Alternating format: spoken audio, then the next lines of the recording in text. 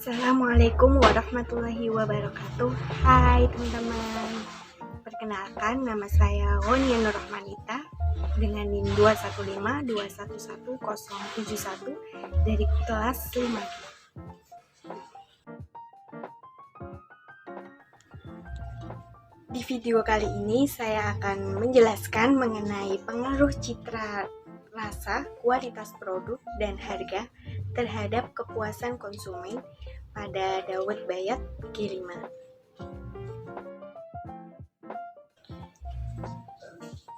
Yang pertama yaitu landasan teori. Poin pertama yaitu cita rasa. Cita rasa merupakan suatu cara pemilihan ciri makanan yang harus dibedakan dari rasa minuman tersebut. Cita rasa merupakan atribut makanan yang meliputi penampakan, bau, rasa, tekstur, dan suhu. Yang kedua yaitu kualitas produk. Kualitas adalah tingkat mutu yang diharapkan dan pengendalian keragaman dalam mencapai mutu tersebut untuk memenuhi kebutuhan konsumen.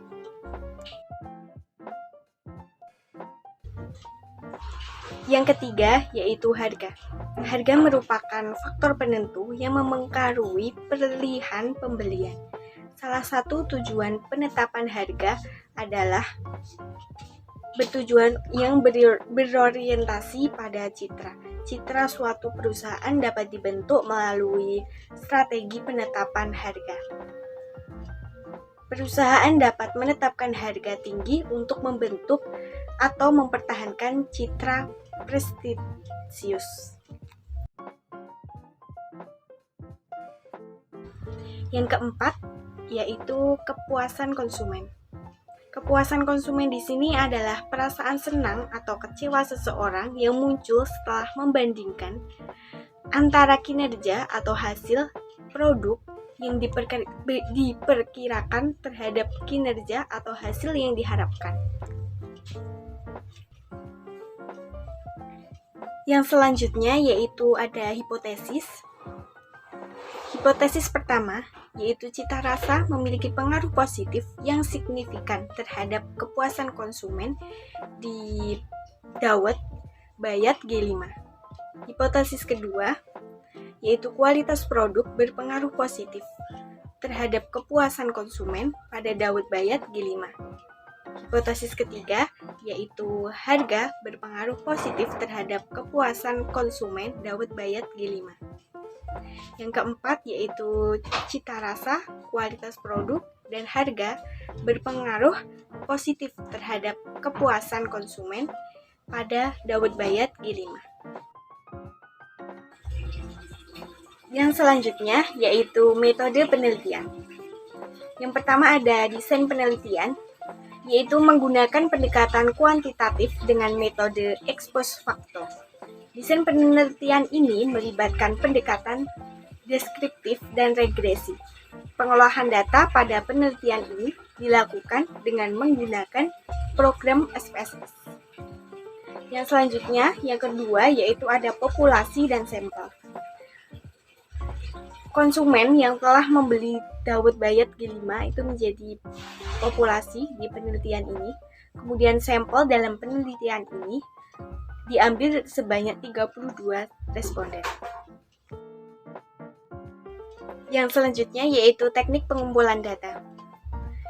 Sumber data berasal dari data primer dan sekunder. Kemudian kriteria yang menjadi sampel penelitian adalah konsumen yang telah membeli Dawet Bayat G5 pada tahun 2023. Kemudian pengumpulan datanya itu menggunakan data kuesioner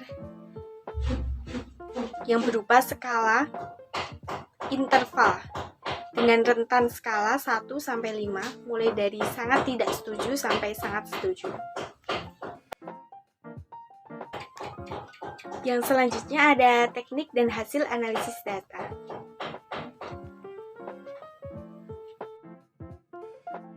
Baik, yang selanjutnya yaitu uji validitas. Uji validitas adalah suatu metode untuk menilai sejauh mana suatu instrumen pengukuran atau tes benar-benar mengukur apa yang seharusnya diukur.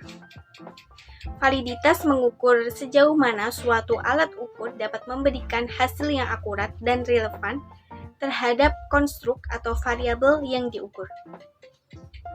Berdasarkan hasil uji validitas, didapatkan bahwa cita rasa, kualitas produk, hasil, dan kepuasan konsumen dalam uji validitas dinyatakan valid karena nilai semua variabel bersignifikasi kurang dari 0,05. Baik, yang selanjutnya yaitu uji reliabilitas. Uji reliabilitas merupakan suatu metode statistik yang digunakan untuk mengukur sejauh mana suatu instrumen pengukuran atau tes dapat diandalkan atau konsisten dalam memberikan hasil yang sama atau serupa jika diulang pada subjek yang sama.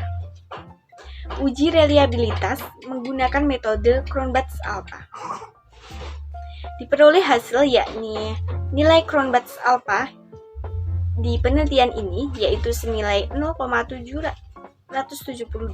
dan end of itemnya senilai 20 pernyataan. Maka variabel yang digunakan dalam penelitian ini sudah reliable. Sebab uji reliabilitas dikatakan reliable jika nilai Cronbach's-Alpha-nya lebih besar dari 0,70. Yang selanjutnya yaitu uji normalitas. Uji normalitas digunakan untuk menilai sebaran data pada sebuah kelompok data atau variabel, apakah sebaran data tersebut berdistribusi normal ataukah tidak. Uji normalitas ini dapat menggunakan uji Kolmogorov-Smirnov. Pada hasil uji ini bisa dilihat di tabel bahwa one sample Kolmogorov-Smirnov test didapatkan nilai signifikasi sebesar 0,20 lebih besar dari 0,05 yang berarti data berdistribusi normal. Yang selanjutnya yaitu uji autokorelasi. Uji autokorelasi bertujuan untuk menguji apakah dalam suatu model regresi linear ada korelasi antara kesalahan pengganggu pada periode T dengan kesalahan pada periode T-1 atau periode sebelumnya.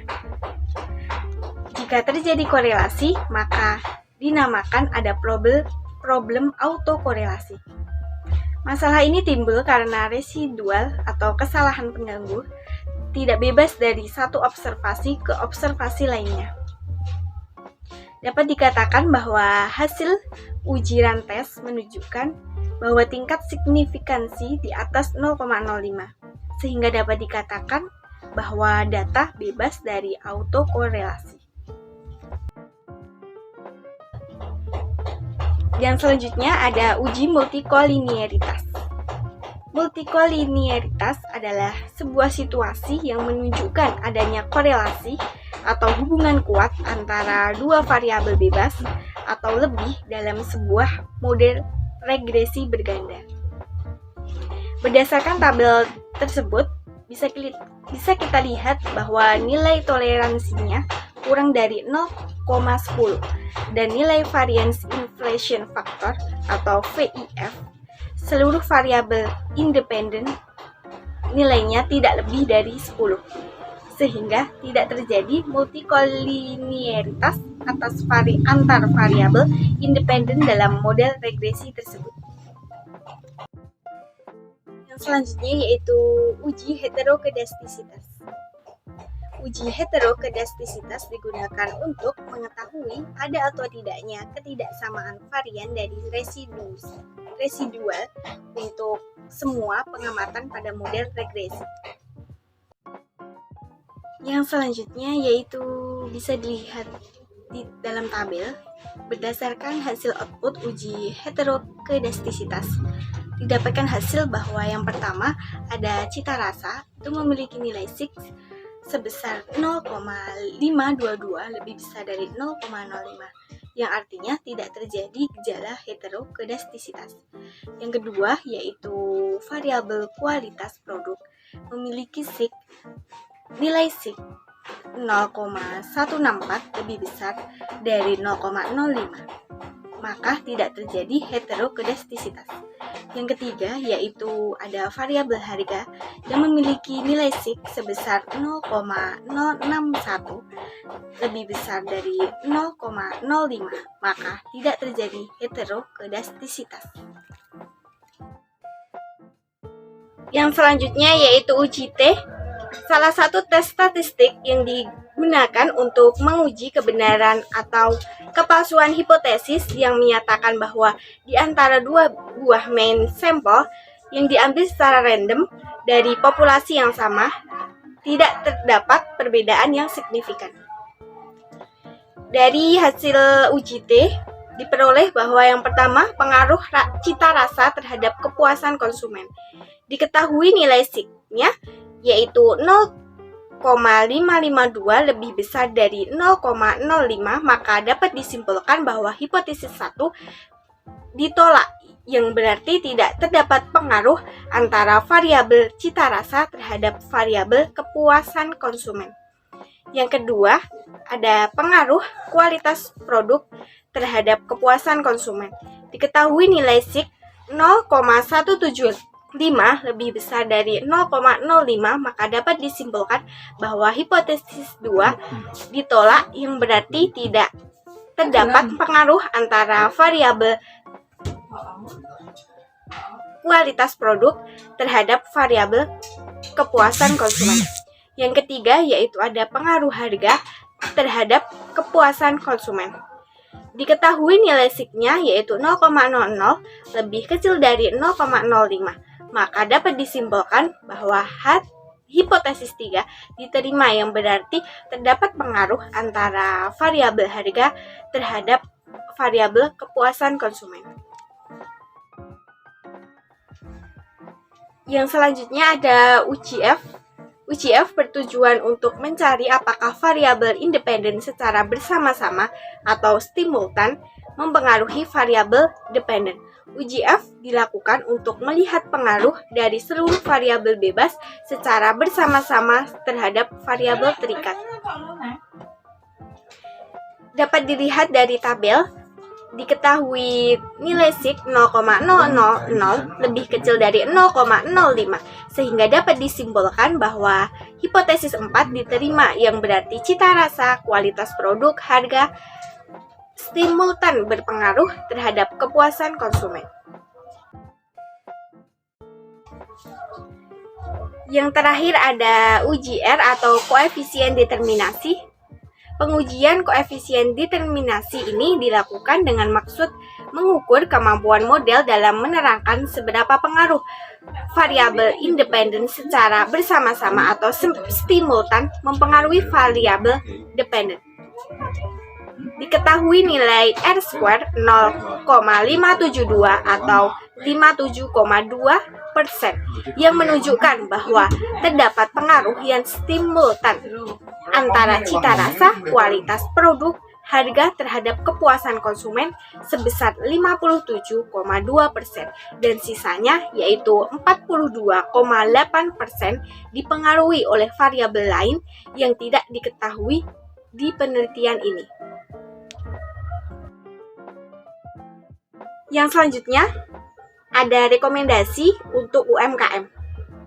Rekomendasi untuk UMKM yakni UMKM Dawet Bayat G5 adalah untuk lebih meningkatkan cita rasa produk dawet, sebab dalam penelitian ini menunjukkan bahwa cita produk tidak berpengaruh terhadap kepuasan konsumen dan tidak terdapat pengaruh juga antara variabel kualitas produk dengan variabel kepuasan konsumen. Untuk meningkatkan cita rasa produk, pemilik dapat memberikan topping-topping baru di produk dawet sendiri. Pada Dawet Bayan ini juga perlu membuat inovasi seperti menambahkan menu varian baru dawet. Dalam penelitian ini didapatkan hasil bahwa harga memiliki pengaruh yang positif terhadap kepuasan pembelian konsumen. Maka konsumen merasa puas dengan harga produk Dawet Bayan G5.